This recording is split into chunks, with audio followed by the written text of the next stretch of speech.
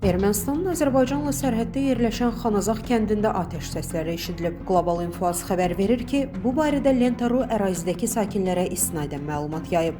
Nəşr yazır ki, kənddə baş vermiş sıradan atışma Ermənistanda yeni müharibənin başlaması kimi dəyərləndirilib və isterik çıxışlara səbəb olub. Stat, kənd sakinləri bir saat ərzində fasiləsiz atəş səsləri eşitdiklərini bildiriblər.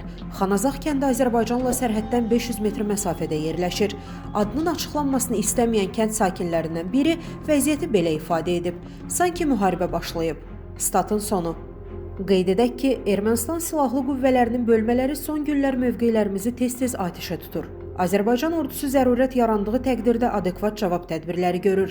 Rəsmi Bakı regionda yeni eskalasiyada maraqlı olmadığını bəyan edir və sülh yolunda addımlar atır. Bunun fonunda isə Ermənistan sürətlə silahlanır.